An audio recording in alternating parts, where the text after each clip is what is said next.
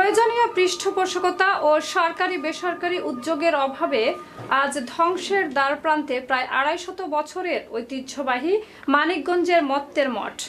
বাংলাদেশের একটি অন্যতম ঐতিহ্যময় জেলা মানিকগঞ্জ। এখানে রয়েছে লোকসাহিত্যের মহামূল্যবান সম্পদ, আর রয়েছে ঐতিহ্যের অপরূপ সমারোহ। তারই একটি মানিকগঞ্জের এই মত্তের মঠ। মানিকগঞ্জ থেকে সহকর্মী মোহাম্মদ আশরাফুল ইসলামের পাঠানো তথ্য ও চিত্রে থাকছে বিস্তারিত। মাতৃভক্তির উজ্জ্বল দৃষ্টান্ত স্বরূপ আজ থেকে প্রায় ২১৫ বছর পূর্বে জমিদার হেমসেন তার পিতামাতার শেষকৃত্যস্থলে এই মঠটি নির্মাণ করেন। জানা যায়, মঠটি নির্মাণ করতে সুদূর ইরাক থেকে কারিগর এনে নিটোল দিঘির পাড়ে প্রায় ১৫% জমির উপরে অপরূপ মঠটি নির্মাণ করা হয়। এখানে একটা জমিদার ছিলেন, জমিদার প্রতিপ্রসন্ন সেন, তার ছেলে হিম সেন। এই হিম সেন তার মায়ের স্মৃতি রক্ষার্থে এই মঠটি তৈরি করেছিলেন। সেই জমিদাররা ১৯৪৭ সালের ওই ব্রিটিশ শাসনের অবসানের আগেই সেই জমিদাররা তাদের ভিটা বাড়ি ছেড়ে শুনছি তারা ইন্ডিয়াতে চলে গিয়েছিলেন। সুনিপুণ কারুকার্য আর সুউচ্চ মঠ তৎকালীন অবিভক্ত পূর্ব বাংলার বিশাল স্থাপনা ও নিদর্শন হিসেবে দর্শনার্থীদের আগ্রহের কেন্দ্রবিন্দুতে পরিণত হয়। জমিদার হেমসেন এর মৃত্যুর পর থেকেই এই ঐতিহ্যটি রক্ষণাবেক্ষণ কাজে ভাটা পড়ে। তাই স্থানীয়দের দাবি, প্রাচীন ঐতিহ্য ধরে রাখতে এই মঠটিকে সরকারের পৃষ্ঠপোষকতায় সংরক্ষণ করা। আমি যখন এখানে পড়াশোনা করতাম ছোটবেলায়, তখন থেকে দেখতেছি এটা জরাজীর্ণভাবে পড়ে আছে, কিন্তু এর কোনো সংস্কার হচ্ছে না।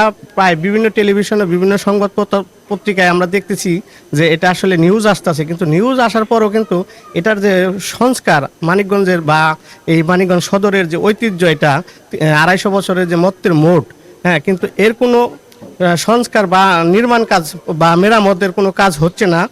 আমি জেলা প্রশাসক এবং প্রশাসন কর্তৃপক্ষের দৃষ্টি আকর্ষণ করছি যাতে খুব দ্রুত এটা সংস্কার কাজ করে মানিকগঞ্জের ঐতিহ্যকে আরও সমৃদ্ধি করার জন্য এবং আমাদের এই গর্বের বিষয়টি বিবেচনা করে এই মত্তের মোটটি পূর্বের ন্যায় যেন আরও সংস্কার করে আরও সুন্দর হয়, তার জন্য ব্যবস্থা নেওয়ার জন্য আমার সরকারের প্রতি আকুল আবেদন থাকবে যে এই পুরনো ঐতিহ্যটাকে ধরে রাখার জন্য দ্রুত সংস্কার প্রয়োজন।